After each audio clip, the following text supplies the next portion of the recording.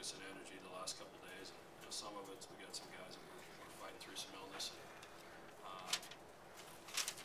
But there's no excuse for it. It was on the offensive end with turnovers and poor decisions with the ball and selfish decisions with the ball. And on the defensive end, it was just an effort thing. I mean, it was the same team that allowed Anderson and Manello to score 20, or Anderson and Page to score 25 at halftime, held them to 7 the second half. And we did a good job on Obi the first half. He went crazy the second half. So we certainly have shown at times what we're capable of. It's just not consistent. What was the play there at the end where Chris threw the ball away? It was open. It was just I didn't get a good enough look at it to see if it was a tough pass to catch or if Craig should have handled it.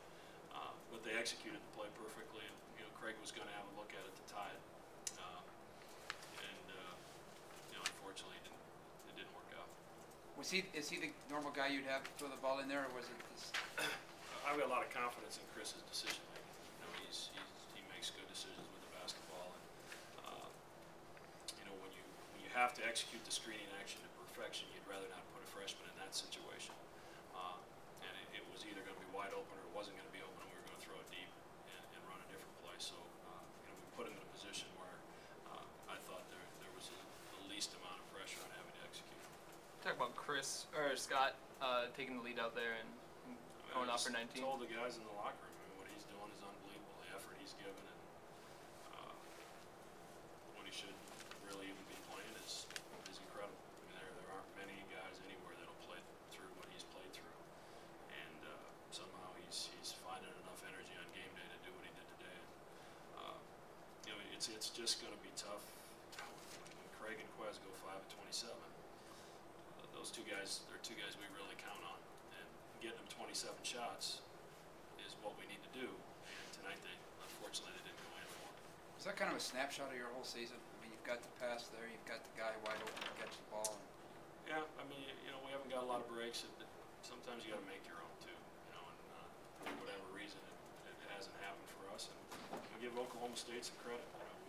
They jumped on us early, and they smelled blood, and they kept coming after us. And we adjusted to their pressure and attacked it a little bit better, and were able to take the lead. And they were able to make another run at us, and Manello from the three-point line was huge in that regard. You changed up and put DG on Anderson, right? Yeah, and Deontay did a fabulous job. I mean, he didn't score to the last 2 minutes of the half, and it just shows what he's capable of. We tried a lot of guys on him in the first half, and really didn't have an answer for him. But they've got enough guys that can shoot it, and when you got a guy that's playing power forward that's capable of making 6 in a game like Manello, it's a tough matchup for anybody. And our advantage is that we're a little bit bigger in the front line, and you'd like to try to take advantage of that. And I thought Ham did some really good things again, but it's tough for our 6'10" guys to go out there and chase him around.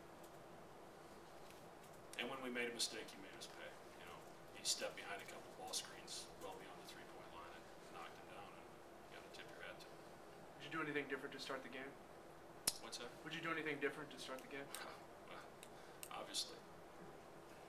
Did you have to say something in the huddle to get the guys going, or did they kind of self-motivate?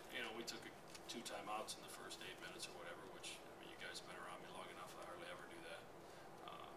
But there was something missing, and we tried guys off the bench to try to spark something in our team, and just wasn't able to happen. And we had some good looks at the basket, particularly early, because our turnovers didn't come until we didn't turn it over until the 9th possession of the game. Yet we only had 5 points, so we had some decent looks at the basket that didn't go, and then we started to turn it over, and that really fueled their offense. The technical foul, can you just address that? No. Did you think it was a physical game down low? Ball get inside? Yeah, there was contact in there, but frankly, that's okay with us. I've got 2 frontline guys right now, so, and Alex Dorr came in and did a great job for a few minutes when we needed him because of Ham's foul trouble. But I guess I prefer to be physical so that we don't get some tic-tac fouls and those guys are sitting next to me, too early in the ask a question for